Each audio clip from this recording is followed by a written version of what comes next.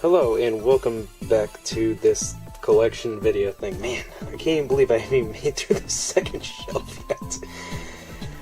This part of the guide will cover the yellow label BradyGames. As you can see, they have that yellow label on the top. I'm not sure what era this is. I'm gonna guess it's PS2, GameCube, Xbox, and then going a little bit into the later stuff, but I think this is mostly just early, the first generation of the 2000s. So, oh, and I missed one thing. Did I show Diddy Kong Racing? I did. Well, Diddy Kong Racing's great, so just had to make sure. Anyway, alright, on with the show here. Now, first order of business is the limited edition Soul Calibur 2 guide, which is really neat. BradyGames used to actually make good guides.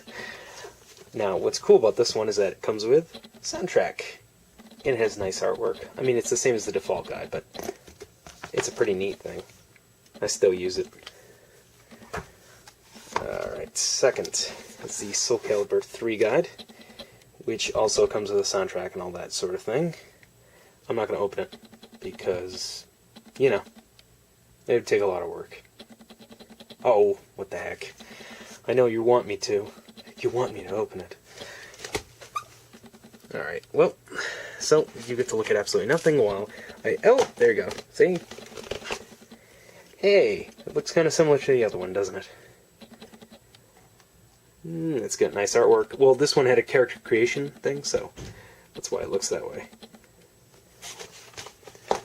And the Soul Calibur 4 guide, of which I had bought another one intentionally for the soundtrack. Yes, I am weird.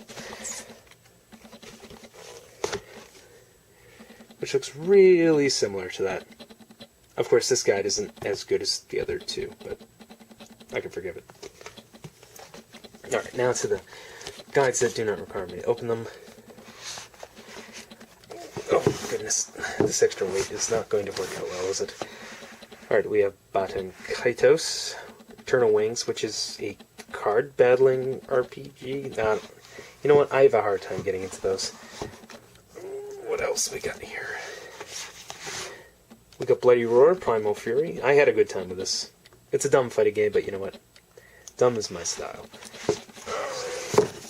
The Bouncer. Now, I bought the Bouncer when it was a launch title for $50. And I wasn't sad about my purchase. Even though it's a very short game and, you know, it's kind of like a movie. It was new, you know. It was around the time Zone of the Enders came out, and I wanted something for the PS2, so, hey, I went for it.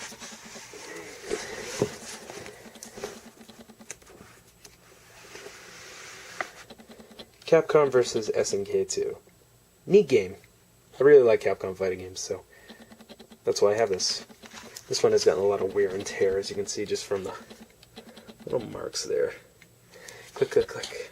I'm sure that's what it says. Anyway, I don't play games competitively, so I'm probably really bad at it. Capcom Fighting Evolution, which is not a very good game. Basically, they just copy-pasted characters from other games, including their mechanics, which completely unbalances the cast. Castlevania. Oh. Yeah, see, I told you this would be a problem. Lament of Innocence, which is a good game, but not a great game. I mean, Symphony of the Night was kind of a hard act to follow up, and having a 3D Castlevania is just kind of weird. They never really got the hang of it. I mean, Lords of Shadow, but Lords of Shadow is a God of War clone. Duh. It's not Japanese. Chrono Cross guide. Chrono Cross is a great game. I just need to play it all the way through. You'll be hearing that a lot. Devil May Cry 2. Mediocre game? Great guide. It's actually one of the more exhaustive ones. Devil May Cry 3. This guide is kind of worthless, but this game is great. And you can get all the Devil May Crys in the HD collection, so you have no excuse now. Drakengard. You kinda need this? Depends. If you want all the endings and such, and the weapons, which there's 100-ish, you do want it, but It's Dynasty Warriors with dragons, so it's not really that interesting. It has relations to Nier. I don't even own the guide to Nier, and I love Nier. Eternal Darkness, that was always an interesting game from Dennis Dyack and Silicon Knights. Never played it, but I do want to get a copy. It's just too expensive at this point. Was it $30 or $40? Old GameCube game. I'll pick it up. This is going to get really annoying. Final Fantasy Chronicles. That's Chrono Trigger. And this was interesting because it's kind of a flip over, because the game with 2 games, right? And the other side is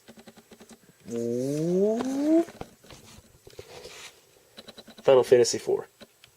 They both had cutscenes at the beginning and load times, which made them better, somehow. Alright, back in it goes. A lot of Final Fantasy coming in. Final Fantasy Origins, which is just a repackaging of 1 and 2. Basically, they took the WonderSwan versions, I looked that up, and they kind of retouched them and made them look SNES-ish. Number 1 is still good. Number 2 was always... there's so many things wrong with it, but if you want to see where Saga games came from, Akitoshi Kawazu is the director of number 2. And so they gave him his own series so he wouldn't mess up Final Fantasy anymore. It's unbelievable what kind of risks they were willing to take in the early days. Alright. Final Fantasy IX. This guide is infamous for being horrible in every way because of Play Online.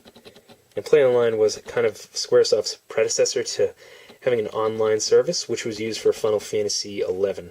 It's like an online infrastructure, like a shop and managing your account, that sort of thing. But here, it's used for everything. All the tips, everything. You had to register online and then use it. I mean, why bother having the book? The tips in here are just awful. Anyway, that's one of the few worthless BradyGames guides, I think. It's kind of a shame. Final Fantasy X, this is actually a good guide, and they learned their lesson and they weren't going to do any more Play Online stuff. Because think about this, number 9 came out on the PS1 in 2000, and then Final Fantasy X came out in 2001. So, that's like a year. Probably, it took less than a year to write it, but that guide is really good. And they would kind of continue that tradition for Final Fantasy X-2, which is similarly exhaustive and great. Not that the game itself is the best thing since sliced bread, but you get the idea. Ooh, the Final Fantasy XI guide. Well, you know what? I didn't know MMOs shouldn't have player's guides, so I kind of jumped on this one because it looked pretty. This is the 2nd edition, I think. Yeah, spring 2004. I think you can see that, right? Yep. So, that's what it's there for. I never really got too far into it, and I kept playing WoW, so my own fault. Grand Theft Auto 3. This is a good guide, but, you don't really need this. I think it's just more fun to just wander around. Same goes for San Andreas guide, which is before Vice City for some reason. Whatever, my organization's weird, but San Andreas guide is similarly exhaustive. I think this is like their peak when it came to certain popular games. That guides that people actually wanted to buy. Because now it's like, you just go online and get it, but back then it was more, well, if you bought this guide, you wouldn't have to go online. I mean, but we got iPads now, and you can just buy them online. Alright, shelf 2 is done. Oh, thank God. And we're gonna go down to this shelf. Now, you'll see right here, I've run out of room for guides. And this is the Metal Gear Rising guide. This is the limited edition. You know what, functionally there's really no difference other than interviews at the back, but I'm a sucker for this kind of thing.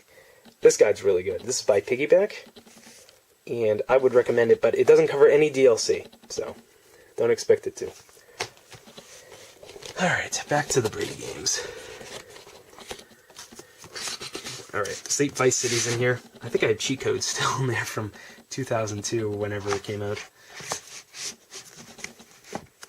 Then we have King of Fighters Maximum Impact, which was SNK's first attempt to bring King of Fighters into 3D.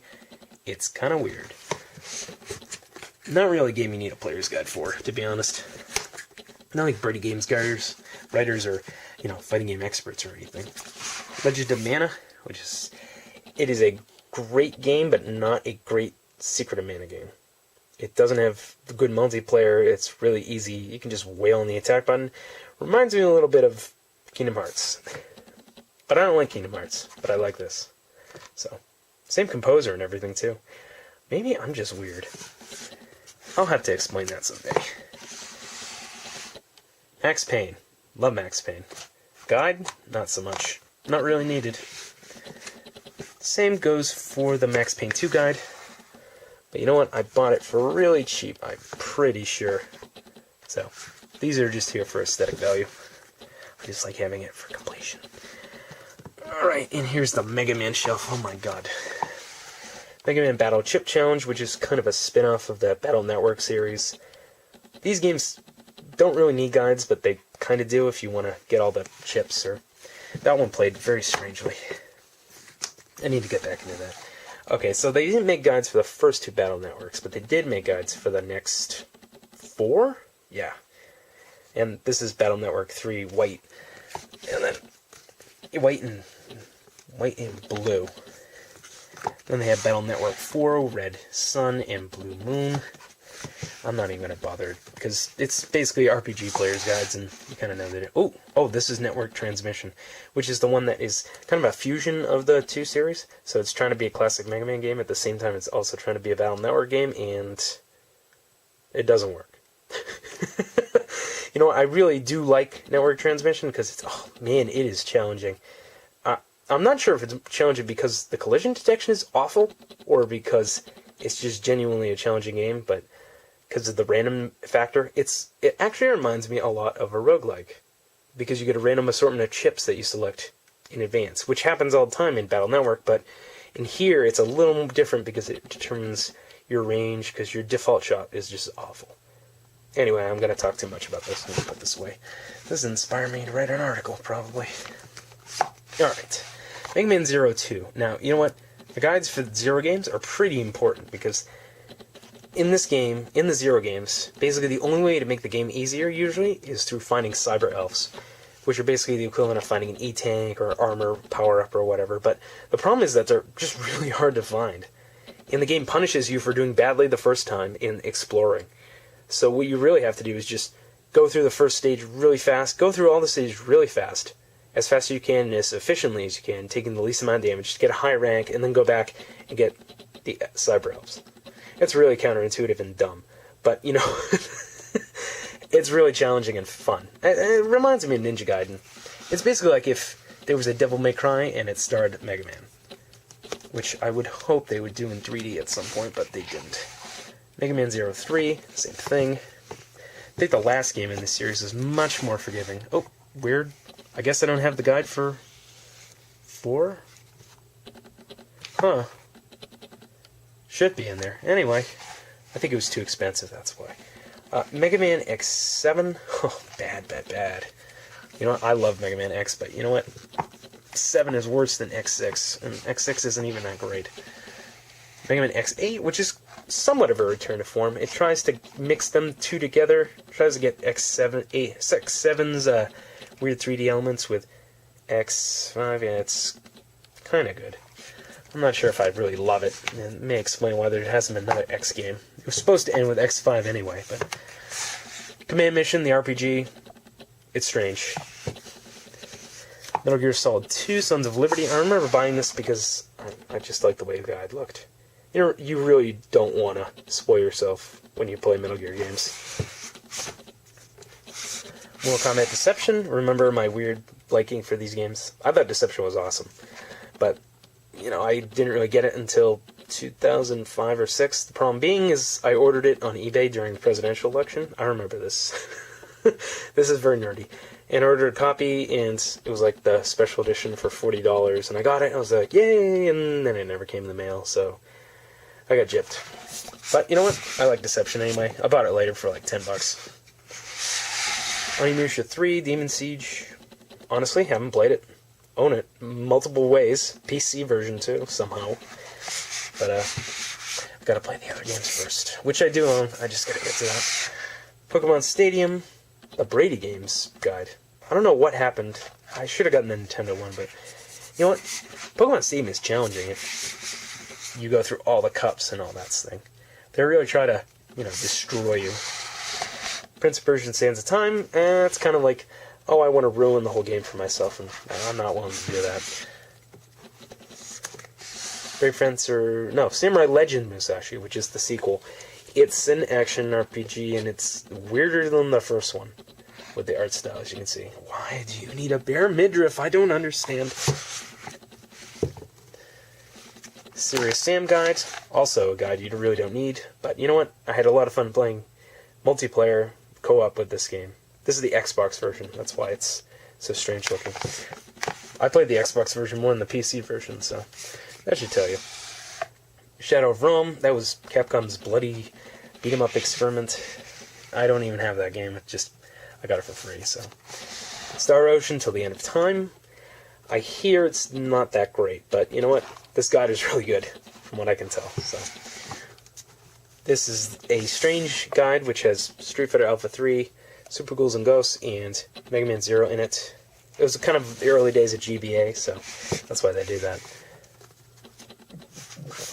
Street Fighter Anniversary Collection, which covers Super Street Fighter 2 Turbo, the special edition in the Anniversary Collection, and Street Fighter 3 Third Strike. It's actually a pretty good guide. It's probably the only good guide that they ever made about fighting games, up until recently. Which I will also mention is they wrote Street Fighter EX3, which is not a great game, and is not deserving of a guide at all. I don't know anyone on Earth who plays it competitively. Super Mario Sunshine Guide, again, don't know why I don't own the Nintendo one. Confusing. That's pretty good. Again, another fighting game guide, SVC Chaos. It's not a very good game. It's like Capcom versus SNK, except SNK style, but they didn't really bother balancing anything, so there's a bunch of overpowered boss characters in it. It's strange. Tekken 5. Got it for free, so it's pretty cool.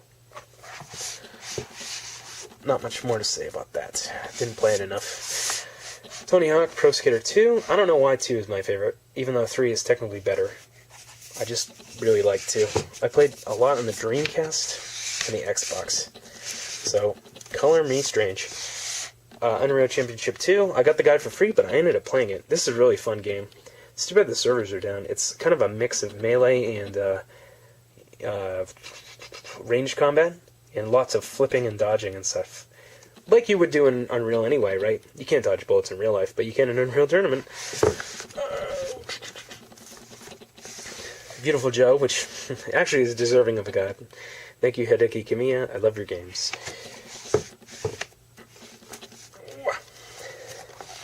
World of Warcraft, the original guide, so this is just totally outdated. I got it for relatively cheap, so I remember reading this exhaustively when I first got into WoW. You know what? All this information is really kind of a snapshot of the original state of the game, and how, like, half the classes weren't even viable. Yeah, WoW had some flaws. It's really a lot better now. Now, I was gonna buy the official guide for Wind Waker, but you know what? This version just looks cooler. And it's more exhaustive. And the whole Triforce Scavenger Hunt at the end, spoilers, is covered really well. So, that's why I have this. Sorry for that little shake there. And 2 Zone of the Enders guides. Zone of the Enders 1, Zone of the Enders 2. Again, not really games you need guides for, but you know what? I like guides.